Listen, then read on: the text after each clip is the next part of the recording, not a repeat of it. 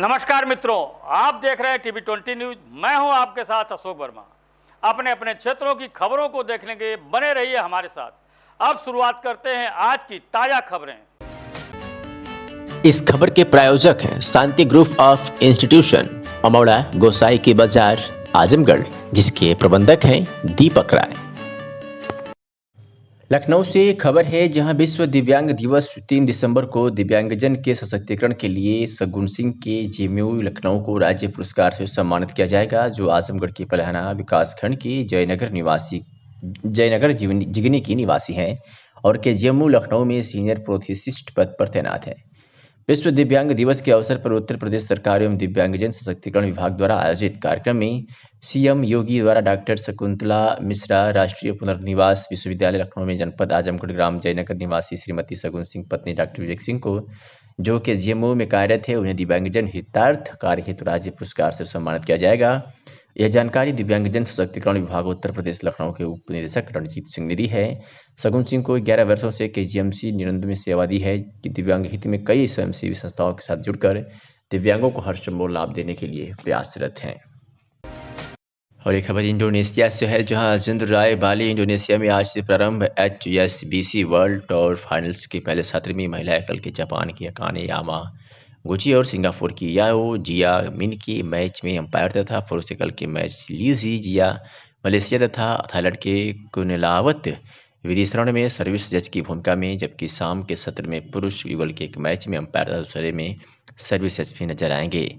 बता दें कि इंडोनेशिया के बाली में आज से शुरू हुई 5 दिवसीय HSBC world tour final badminton प्रतियोगिता में भारत को विस्तृत सफलता। भारत के किदाम्बी श्रीकांत ने अपना पहला ग्रुप E का लीग मैच फ्रांस के टोमा पोपोव जूनियर को 21-14, 21-16 से हराकर जीता, जबकि भारत के एन सिक्की रेड्डी और अश्वनी पोनप्पा जापान की नामी मात्सुयामा और चिहारू सिदा से 14-21, 18-21 से पराजित हो गई। खबर आजमगढ़ से है, जहां के संयुक्त विकास आयुक्त PN वर्मा ने अपर मुख्य सचिव व राज्य मंत्री ग्राम विकास विभाग को पत्र लिखकर अपने व अपने परिवार की सुरक्षा की गुहार लगाई है, जिसकी प्रतिलिपि पुलिस अधीक्षक बलिया, मंडलायुक्त आजमगढ़ को भी भेजा है। पत्र में श्री वर्मा ने करोड़ों रुपए का घोटाले का जिक्र किया है और कहा है कि मैं विकासखंड बिलहरी बलिया जिले के 2 ग्राम सभा सुल्तानपुर एवं बरहता में मनरेगा योजना तथा प्रधानमंत्री आवास योजना में हुए करोड़ों रुपए की जांच के लिए विकास भवन बलिया से सूचना प्राप्त करने का प्रयास किया, लेकिन मुझे वहां दिन भर विकास भवन में बैठाए रखा गया तथा शाम 7 बजे अनावश्यक सूचना उपलब्ध कराई गई। रात्रि हो जाने के कारण मैं जांच नहीं कर पाया। उन्होंने कहा कि दोबारा मुझे फिर 8:30 बजे तक सूचना उपलब्ध कराई गई। श्री वर्मा ने बताया कि रात्रि 8:30 बजे खंड विकास अधिकारी दीपक द्विवेदी अपने स्टाफ व अन्य दबंग व्यक्तियों के साथ उपस्थित हुए, जिन्होंने शराब का सेवन कर रखा था। श्री द्विवेदी आते ही मुझे धमकी देने लगे और कहा कि आपसे पहले किसी और अधिकारी ने जांच की हिम्मत नहीं की। उन्होंने कहा कि खंड विकास अधिकारी द्वारा मेरे स्टाफ के सामने मेरे साथ धक्का मुक्की व अभद्रता की गई। श्री वर्मा ने खंड विकास अधिकारी दीपक द्विवेदी, बिलहरी बलिया सहित उनके स्टाफ के ऊपर कार्रवाई की मांग की है। अब ऐसे में सवाल खड़ा होता है कि जब सरकार में आयुक्त रैंक का अधिकारी अपने को सुरक्षित महसूस नहीं कर रहा है, तो आम आदमी की बात कैसे की जा सकती है। जिला कांग्रेस कमेटी कार्यालय पर महासचिव एवं सदस्यता प्रभारियों की बैठक जिला उपाध्यक्ष अरविंद पांडे की अध्यक्षता में संपन्न हुई। बैठक में मुख्य अतिथि उत्तर प्रदेश कांग्रेस कमेटी के सचिव अहमद शमशाद उपस्थित रहे। बैठक के उपरांत मीडिया से बातचीत में उत्तर प्रदेश कांग्रेस सचिव अहमद शमशाद ने कहा, विधानसभा प्रभारियों सहित ब्लॉक प्रभारियों की नियुक्ति की जा चुकी है। न्याय पंचायत और ग्राम पंचायत प्रभारियों की शीघ्र नियुक्ति कर दी जाएगी। तरवा थाना अंतर्गत पिथौरपुर ग्राम में लेखपाल दंपत्ति की हत्या पर दुख व्यक्त करते हुए प्रदेश सचिव ने कहा, उत्तर प्रदेश कांग्रेस कमेटी के अध्यक्ष अजय कुमार लल्लू के निर्देश पर कांग्रेस का एक प्रतिनिधिमंडल मौके पर जाकर पीड़ित परिवार से मुलाकात किया। पीड़ित परिवार दहशत में है, परिवार को अपनी सुरक्षा को लेकर चिंतित है। मृतक लेखपाल की 2 पुत्रियों की अभी शादी नहीं हुई है। पीड़ित परिवार के सामने आर्थिक संकट खड़ा हो गया है। प्रदेश में आए दिन दलितों, अल्पसंख्यकों के साथ अन्याय हो रहा है, लेकिन सरकार मौन साधे हुई है। मैं अहमद शमशाद, प्रभारी जनपद आजमगढ़। आप मेरे पीछे देख रहे हैं, ये घर जो है ये उन्हीं का घर है जिनको परसों कुछ अपराधियों ने रात के आधी पहर पति पत्नी समेत धारदार हथियारों से, जैसा सुनने में आया है, कि उनका कत्ल कर दिया गया। स्वर्गीय राम नगीना जी लेखपाल थे और मऊ जनपद के चिड़िया कोट में कार्य कर रहे थे, अपना सरौधा गांव के लेखपाल भी थे। ये बहुत ही पीड़ा दायक खबर थी पूरे आजमगढ़ के लिए और ख़ास करके इनके परिवार के लिए।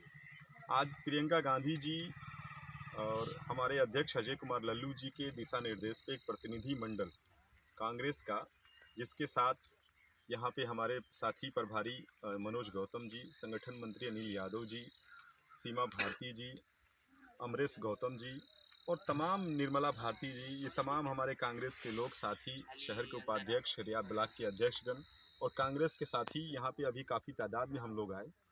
और हम उत्तर प्रदेश की योगी सरकार से सिर्फ इतना कहना चाहते हैं कि आप जो हर मंच पे घूम घूम के और बड़ा जोर दे के कहते हैं कि उत्तर प्रदेश से अपराधी उत्तर प्रदेश को छोड़ के भाग गए हैं, और आपके गृह मंत्री मंच से कहते हैं दूरबीन से भी अपराधी देखने को नहीं मिलता है, तो मैं पूछना चाहता हूं कि ये कौन लोग हैं जो रात के आधी पहर में एक राज्य के कर्मचारी को उनकी पत्नी के साथ हत्या कर देते हैं।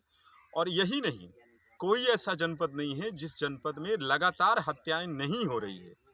आजमगढ़ की बात करूं तो लोग कहते हैं कि इस इलाके में हर साल 6 महीने पे किसी न किसी की हत्या हो जाती है, जो सुनने में भी अचरज होता है और बड़ा दुख लगता है। लेकिन मैं साथ ही साथ चेतावनी के साथ मैं जनपद आजमगढ़ के तमाम अधिकारियों को कहना चाहता हूं कि समय रहते अगर हत्यारों को नहीं पकड़ा गया तो कांग्रेस का एक एक कार्यकर्ता सड़क को जाम करेगा, तब तक करेगा जब तक हत्यारे पकड़ नहीं लिए जाएं।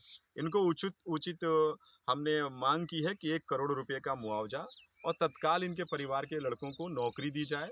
साथ ही साथ इस क्षेत्र में, जैसा कि पूर्व में सुनने में आया था कि यहाँ पे कुछ ज़मीनें सरकार ने मॉर्गेज की थी कि थाना हमें बनाना है, तो मैं कहूँगा कि प्रशासन तत्काल प्रभाव से इस एरिए में एक थाने को भी खोले, जिससे लोगों में सुरक्षा का अभाव न रहे, उनको सुरक्षा मिल सके।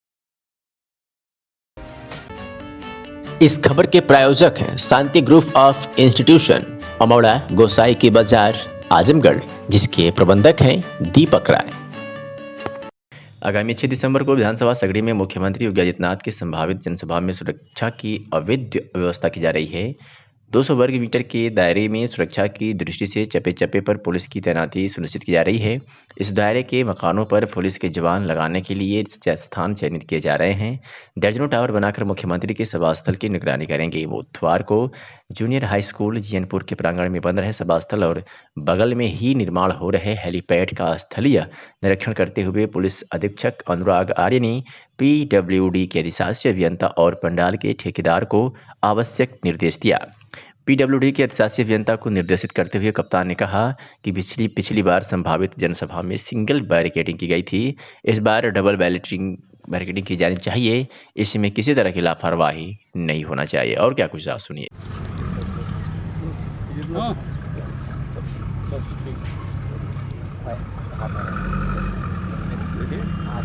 6 तारीख को सर मुख्यमंत्री की जनसभा है, इसके संदर्भ में क्या तैयारियां की गई हैं? जैसा कि आप लोग अवगत हैं कि माननीय मुख्यमंत्री जी का कार्यक्रम यहाँ पर अपेक्षित है। अभी कोई फाइनल प्रोग्राम हम लोगों के पास नहीं आया, लेकिन उसकी तैयारियों का जायज़ा देने के लिए मैं आज आया था। मेरे साथ एडिशनल SP, CO साहबान और जो SHO हैं, प्लस लोकल स्टाफ है जो यहाँ पे काम करने वाले लोग हैं, उनके साथ बातचीत की गई। जो सुरक्षा के दृष्टिगत जितने ड्यूटी पॉइंट्स हैं जो महत्वपूर्ण हैं उनके बारे में चर्चा की गई है। पार्किंग की व्यवस्था के बारे में चर्चा की गई है। आसपास जितने ऐसे स्थल हैं जहाँ पार्किंग की जा सके ताकि आवागमन में किसी को दिक्कत ना हो, और आम जनता की सुविधा के लिए एक ट्रैफिक डाइवर्जन प्लान तैयार किया जा रहा है ताकि उनको कोई किसी प्रकार के कार्यक्रम वाले दिन समस्या ना हो।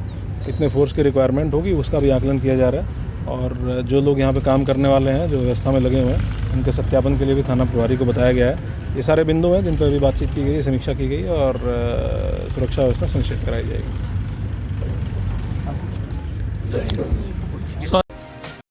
समाजवादी पार्टी की राष्ट्रीय महिला प्रकोष्ठ की अध्यक्ष जूही सिंह का जनपद आजमगढ़ में समाजवादी पूर्वांचल एक्सप्रेस वे पहुंचने पर गोपालपुर विधानसभा के अध्यक्ष डॉक्टर हरिराम सिंह यादव व सैकड़ों कार्यकर्ताओं के साथ माल्यार्पण कर स्वागत सम्मान किया। साथ ही नेहरू हाल पर आयोजित जनसंवाद कार्यक्रम में सभी साथी कार्यकर्ता शामिल हुए।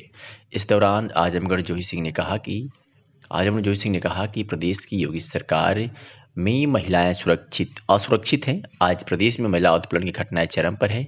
अपराधी सत्ता के संरक्षण में खुलेआम घूम रहे हैं। हत्या, बलात्कार, लूट छिनैती की घटनाओं की बाढ़ आ गई है। थाने और तहसील धनुगाही के अड्डे बन गए हैं। प्रदेश में आज महंगाई से आम आदमी का जीवन दुभर हो गया है। रसोई गैस के दाम आसमान पर हैं। खाने का तेल, रिफाइन जैसी चीज़ों में बढ़ोतरी हुई है। आजमगढ़ के अतरौलिया से खबर है, जहां समाजवादी पार्टी के राष्ट्रीय अध्यक्ष अखिलेश यादव के निर्देश पर क्षेत्रीय विधायक डॉक्टर संग्राम यादव के नेतृत्व में सपा कार्यकर्ताओं ने समाजवादी पार्टी कार्यालय अतरौलिया पर हाथरस की बेटी स्मृति दिवस पर मंगलवार देर शाम कैंडल जलाकर श्रद्धांजलि अर्पित की। इस दौरान भाजपा सरकार को जमकर कोसा। हाथरस की बेटी का स्मृति दिवस प्रतीक स्वरूप दीप जलाकर मनाया गया। समाजवादी पार्टी कार्यालय में आयोजित कार्यक्रम में हाथरस की बेटी को श्रद्धांजलि देकर 2 मिनट का मौन रखा गया। क्या कुछ कहा डॉक्टर संग्राम यादव क्षेत्रीय विधायक ने, सुनिए। अध्यक्ष के आह्वान पे आप लोग स्मृति दिवस मना रहे हैं आपका हत्याकांड में, और यहाँ कैंडल मार्च भी निकाला गया इसके बाद। देखिए, हमारे राष्ट्रीय अध्यक्ष माननीय अखिलेश यादव ने उत्तर प्रदेश और सारे सहयोगी दलों का आह्वान किया था कि जिस तरह से हाथरस में हमारे दलित समाज की बेटी के साथ अन्याय हुआ और पुलिस के संरक्षण में पेट्रोल डाल करके जिस तरह से रातों रात जला दिया गया, अभी तक उस परिवार को न्याय नहीं मिला। भारतीय जनता पार्टी जनता का ध्यान हटाने के लिए, लोगों का ध्यान हटाने के लिए लगातार षड्यंत्र करने का काम करती है। हमारे राष्ट्रीय अध्यक्ष जी ने कहा कि आज उत्तर प्रदेश भूला नहीं है किस तरह से बेटी के साथ अन्याय हुआ। बेटी को इलाज के अभाव में बेटी दर दर ठोकरें खाती रही, FIR तक दर्ज नहीं हुए, CBI की जांच की सिफारिश हुई, अभी तक जो अपराधी हैं उन्हें सजा तक नहीं मिली, और वो बेटी दम तोड़ दी। तो किस तरह से अमानवीय व्यवहार करके रातों रात उस बेटी को ले जा करके पेट्रोल छिड़क के जलाया गया था। तो आज हम इसके माध्यम से उत्तर प्रदेश के लोग आज भारतीय जनता पार्टी को सचेत करना चाहते हैं कि उत्तर प्रदेश तुम्हारे अत्याचार से कराहता है। उत्तर प्रदेश वो भूला नहीं है उस बेटी को। उस बेटी के इंसाफ के लिए आज समाजवादी पार्टी अतरौलिया का नौजवान आकर के जिस तरह से न्याय की अपील किया है, जिस तरह से सरकार के खिलाफ जो सरकार लगातार अपराधियों को बचाने में लगी है, उस सरकार को सचेत करने का काम किया है कि समय रहते कि बेटी के हत्यारों के और जो बेटी के साथ गलत काम किए थे ऐसे लोगों को अगर आप सजा नहीं देंगे तो 2022 में जो बदलाव की बयार है, जब अखिलेश यादव जी उत्तर प्रदेश के मुख्यमंत्री बनेंगे तो ऐसे अत्याचारियों के खिलाफ सख्त से सख्त कार्रवाई करने का काम करेंगे। हम आज अपनी अतरौलिया समाजवादी पार्टी की तरफ से ऐसी बहादुर बेटी को भावभीनी श्रद्धांजलि। बलिया पुलिस अधीक्षक राजकरण नैयर व अपर पुलिस अधीक्षक विजय त्रिपाठी के आदेश निर्देशन में श्रीमान क्षेत्राधिकारी बांसडी प्रीति त्रिपाठी के सफल परीक्षण में अपराध व SIR अपराधियों के विरुद्ध चलाए जा रहे अभियान के क्रम में आज बांसडी रोड पुलिस टीम ने मुकदमा के वांछित अभियुक्त रवि पासी पुत्र परशुराम पासी सिमरी छाता थाना बांसडी रोड जनपद बलिया को बांसडी रोड किराए से गिरफ्तार किया और उसके संबंध में विधिक कार्रवाई करते हुए न्यायालय भेज दिया है। पुलिस अधीक्षक बलिया राजकरण नैयर के निर्देशन में आगामी विधानसभा चुनाव के मद्देनजर अवैध शस्त्रों की तस्करी में लिप्त अपराधियों के विरुद्ध चलाए जा रहे अभियान के क्रम में थाना उभाव पुलिस टीम को बड़ी सफलता हाथ लगी है।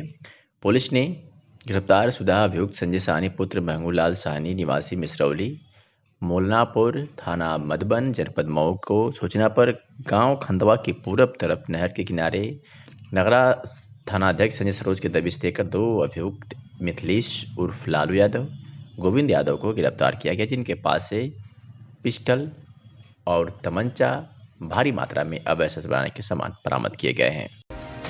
जौनपुर से खबर है, जहां पुलिस अधीक्षक अजय शाह ने जौनपुर द्वारा जनपद में अपराध की रोकथाम व अपराधियों की गिरफ्तारी हेतु चलाए जा रहे अभियान के तहत अपर पुलिस अधीक्षक ग्रामीण के दिशा निर्देशन व क्षेत्राधिकारी बदलापुर के निकट पर्यवेक्षण में प्रभारी निरीक्षक बदलापुर व थानाध्यक्ष महमरा थाना महाराजगंज जनपद जौनपुर के वांछित की तलाश में मामूर थे कि मुखबिर की सूचना पर दुगौली जाने वाले मार्ग पर पीली नदी के पास से पुलिस मुठभेड़ में जहाँ पर अभियुक्त गणों द्वारा पुलिस पार्टी पर जान से मारने की नीयत से फायर किया गया, जिसमें पुलिस पार्टी द्वारा आत्मरक्षार्थ गोली चलाई गई, जिसमें 3 अभियुक्त घायल हुए, जिन्हें नियमानुसार चिकित्सकीय सहायता हेतु अस्पताल भेजा गया तथा अभियोग पंजीकृत कर आवश्यक कार्रवाई जारी है। दिनांक 28 नवंबर, 29 नवंबर एवं 30 नवंबर को थाना महाराजगंज एवं बदलापुर में क्रमशः 3 लूट की घटनाएं कारित हुई थी। इन लूट की घटनाओं में पीड़ित व्यक्तियों द्वारा दिए गए एविडेंस इनपुट और अन्य महत्वपूर्ण साक्ष्यों और सुरागरसी, पतारसी एवं अन्य सारे जितने भी पुलिस के टूल्स हैं उसके द्वारा जो छानबीन की गई, उसमें जिन अभियुक्तों के नाम प्रकाश में आए उनकी तलाश के लिए थाना महाराजगंज और थाना बदलापुर की संयुक्त पुलिस टीम द्वारा की जा रही तलाशी और चेकिंग अभियान के क्रम में दिनांक 30 नवंबर की रात में लगभग 2 बजे थाना बदलापुर अंतर्गत पीली नदी के पास बदमाशों के साथ पुलिस की मुठभेड़ हुई और बदमाशों ने पुलिस पार्टी पर फायर किए। पुलिस ने भी आत्मरक्षार्थ बदमाशों को पकड़ने के लिए फायर किए।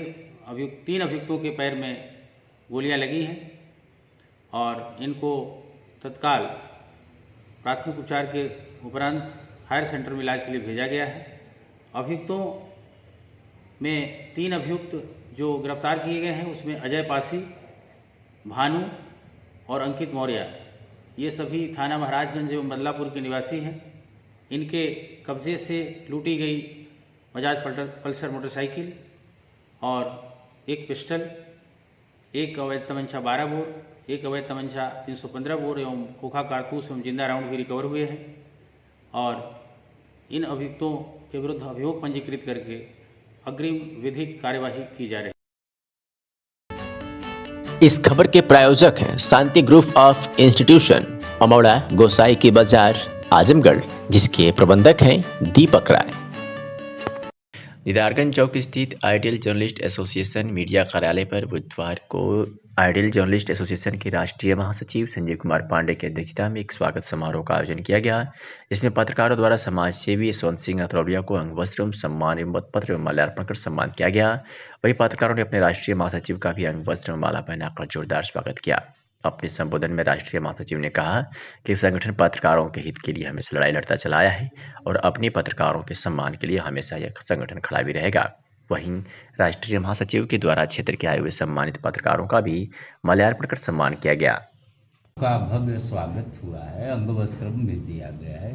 2 शब्द अपने मुखारबिंद से कहने की कृपा। प्रमुख समाज सेवी भी आजमगढ़ के हैं आप, जी तो बताने की कृपा। हमारे बड़े भाई Sanjay Pandey ji ideal journalist association के राष्ट्रीय महासचिव हैं और इनके मार्गदर्शन पर हम समाज सेवा करते रहते हैं और ये हमारा सौभाग्य है कि इन्होंने हमको सम्मानित किया और हम ऐसे ही समाज सेवा करते रहेंगे और उस पर हम तत्पर रहेंगे। ठीक है। मीडिया कार्यालय पर आप द्वारा समाज सेवी जी को सम्मानित भी किया गया है और अंगवस्त्रम सहित तमाम चीज़ें भी दी गई है, इसके बारे में बताने की कृपा करें और मीडिया के बारे में थोड़ा बताने की कृपा। आज दीदारगंज चौराहे पर मीडिया प्रभारी, बहुत ही तेज पत्रकार हमारे छोटे भाई विवेकानंद पांडे के कार्यालय पर, आइडियल जर्नलिस्ट एसोसिएशन के कार्यालय पर आज जो यह सम्मान समारोह का आयोजन किया गया, हमारे तमाम सम्मानित वरिष्ठ पत्रकार, फोटोग्राफर, हमारे भाजपा के वरिष्ठ नेता, बुद्धिजीवी एकत्रित हुए हैं।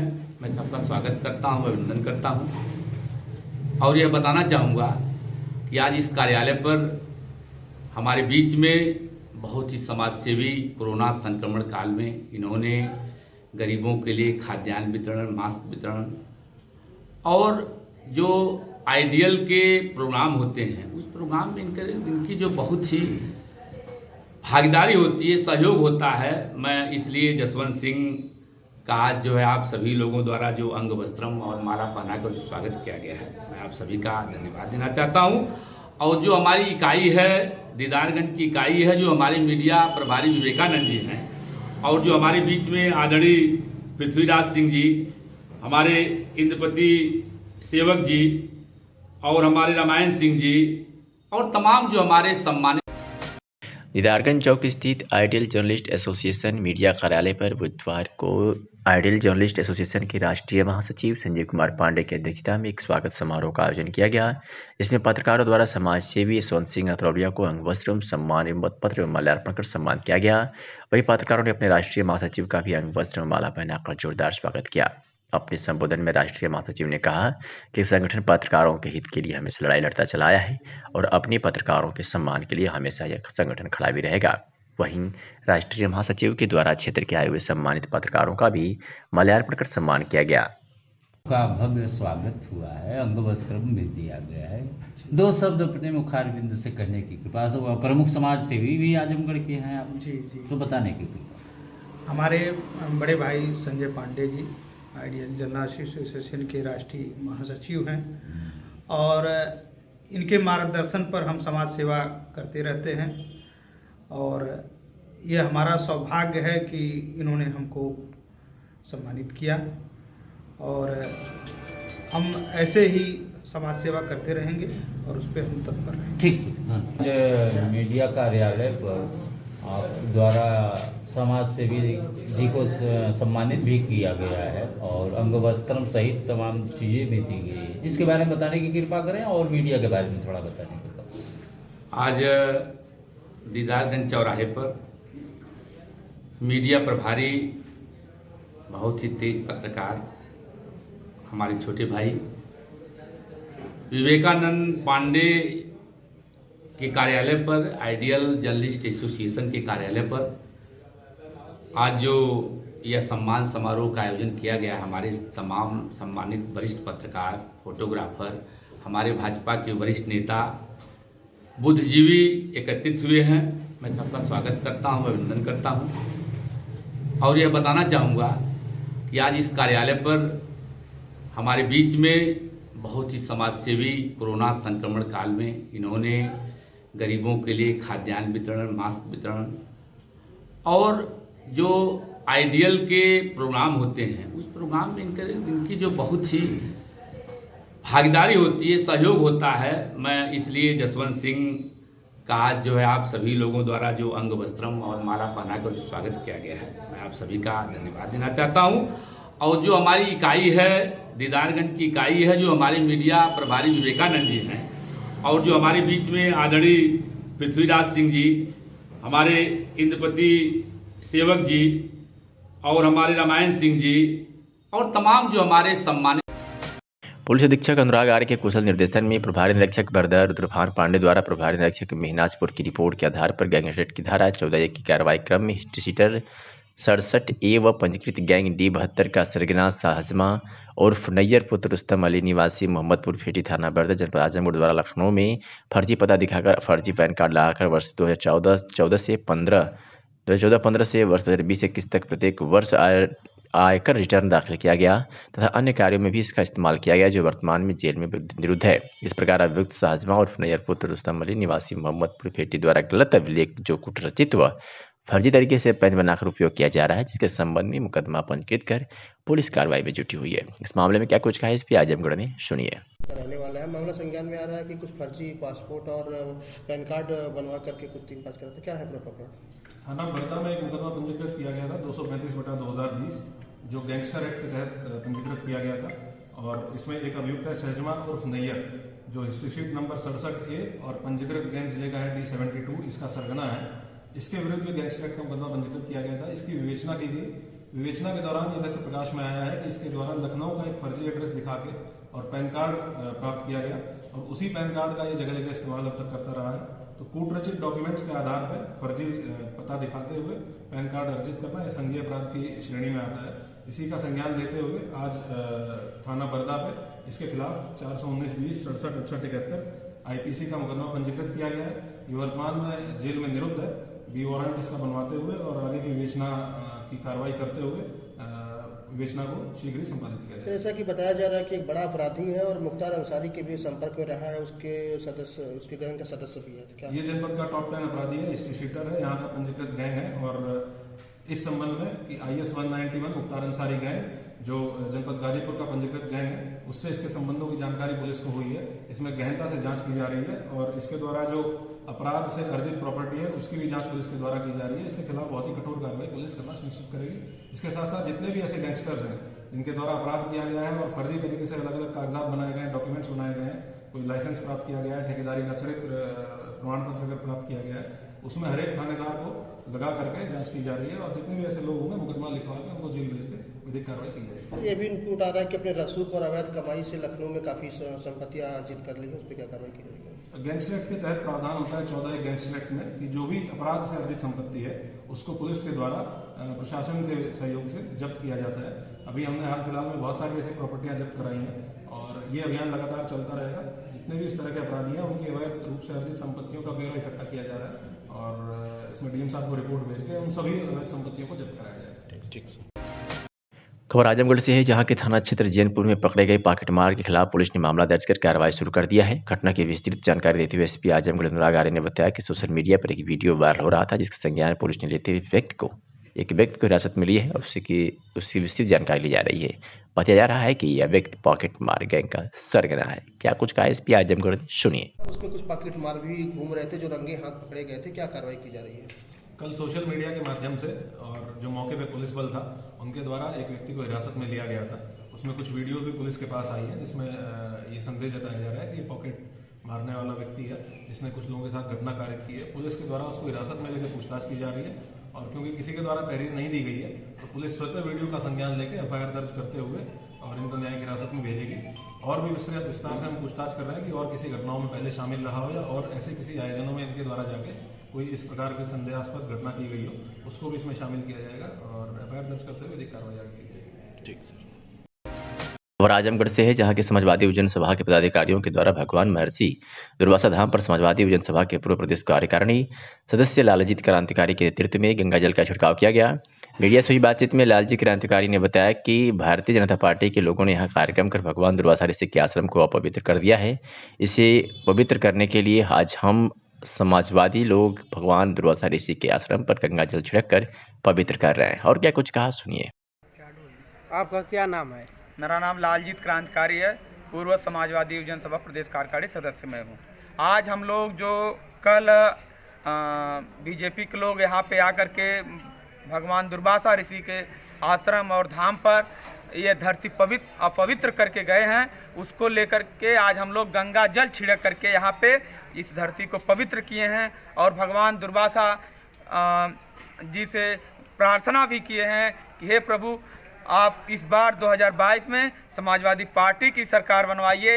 ये भाजपा के लोग सिर्फ धर्म के नाम पे, मजहब के नाम पे, जात के नाम पे, बिरादरी के नाम पे ये जनता को ठगने आए हैं। ये भगवान माता सीता को ठगे, भगवान राम को ठगे, सबको ये जात बिरादरी के नाम पे वोट लेकर के सिर्फ ठगने का काम कर रहे हैं। इसलिए आज हम लोग माँ गंगा के जल से इस धरती पे छिड़काव किए हैं और इस धरती को ये लोग बीजेपी के लोग पवित्र करके गए थे, इसको हम लोग पवित्र करने का काम किए हैं और यह हम लोग करते रहेंगे। जहाँ जहाँ पे बीजेपी के लोग जाएंगे उस धरती को हम लोग गंगा जल से छिड़क करके उस धरती को पवित्र करने का काम करेंगे। आजमगढ़ में दूसरों के घरों की खुशियां बांटने वाले किन्नरों में वर्षों से सीमा विवाद को लेकर वर्चस्व की जंग अब फिर सामने आ गई है। किन्नरों के एक गुट ने दूसरे गुट की किन्नर पूर्व प्रधान रेखा पर मारने, पीटने और धमकी देने का आरोप लगाते हुए आज एसपी दरबार में गुहार लगाने पहुंचा। एसपी से विवाद के निपटारे के लिए गुहार लगाई। आजमगढ़ में किन्नरों की गुटबाजी नई बात नहीं है। पूर्व में यहां आपसी विवाद में एक किन्नर की संदिग्ध मौत भी हो चुकी है। यही नहीं, पिछले वर्षों में क्षेत्र में हस्तक्षेप को लेकर किन्नरों ने बवाल भी किया था। पिछले कुछ दिनों से यह शांत थे, लेकिन एक बार फिर इनका विवाद सामने आ गया है। अपने आप को आजमगढ़ की बताने वाली गुड़िया किन्नर अपने साथी किन्नरों के साथ आज एसपी कार्यालय पर पहुंची। इस दौरान एसपी को प्रार्थना पत्र देकर सीमा विवाद को लेकर दूसरे गुट पर कार्रवाई की मांग की। किन्नरों ने आरोप लगाया कि दूसरे गुट की पूर्व प्रधान रेखा किन्नर ने हम किन्नरों का जीना मुश्किल कर दिया है। आजमगढ़ चौक से एक तरफ पूर्व प्रधान रेखा किन्नर का इलाका बटा है, दूसरी तरफ हम किन्नरों को इलाका बटा है। इसके बाद भी पूर्व प्रधान रेखा किन्नर बेवजह सीमा विवाद करती रहती हैं। अब सुनिए किन्नर गुड़िया क्या कुछ कहा। क्या नाम आपका? मेरा गुड़िया किन्नर नाम है। अच्छा, क्या मामला आप आई हैं? हमारा मामला है वही सीमा विवाद है, वही सीमा विवाद। हमारे बुजुर्गों की लड़ाई है, मेरे गुरुओं की लड़ाई है, मेरे जात गुरुओं की लड़ाई है और मैं चाहती हूँ कि प्रशासन से और हमारे जो एसपी साहब आए हुए हैं वो भी बहुत अच्छी बात कहे, मुझे उनकी बातों से सहमत हूँ। मैंने उनसे कहा कि इस बार जो एसपी साहब थे सुधीर कुमार जी, उन्होंने उनके सामने फैसला हुआ था, इन्होंने नहीं माना। उस समय हम लोग को अकल बुद्धि नहीं था तो लिखा पढ़ी नहीं हो पाया। हम लोगों ने कहा चलो विश्वास ही एक चीज़ होता है, तो हम लोगों ने कागज़ नहीं बनवाया था। तो उन्होंने एसपी साहब कहा कि नहीं रेखा गया इलाका बांट दो। अभी मेरा यूट्यूब पे भी उससे मेरी बहस हुई, आप देखा दुनिया, लेकिन हमारा बंटवारा होने हम लोगों ने कोई साइन नहीं हुआ, कोई लिखा पढ़ी भी नहीं हो पाए। लेकिन आर के साहब जो एसपी आए हैं उन्होंने कहा है कि घबराइए मत, आप लोग का फैसला हम करा दे रहे हैं, कोई झगड़ा नहीं, कोई झंझट नहीं। हमको उनको प्रशासन पे विश्वास है। हमारे जो साहब आए एसपी को आए, मालिक अच्छे रखे, वो अच्छी बात कहें, उनकी बात से मैं बहुत सहमत हूँ। भगवान करे सालों साल मेरे एसपी साहब अच्छे, उनके बच्चे जिए, माता रानी करे खूब जय जयकार। उर्फ सोना, मैं आजमगढ़ की निवासी हूँ, आजमगढ़ की हूँ। क्या मामला है? ये है कि गद्दी नसीन हिजड़ों के वो हो रहा है, जो हमारे बड़े बुजुर्गों को था, हमें धमकी दी जा रही है, हमें काबत बंदूक तलवार दिखा के हमारा इलाका जब्त किया जा रहा है। और ये केस कितनी बार आ चुके थे, कितनी बार आ के हम शासन से काबतों गुहार लगाई हैं। अब इसका प्रशासन ही फैसला करेगा, इंसाफ करेगा। हम कानून के साथ हैं, कानून हमारे साथ है, हम कानून के साथ हैं, कानून से अलग हो नहीं सकते हम। जय हिंद, जय हिंद, जय भारत।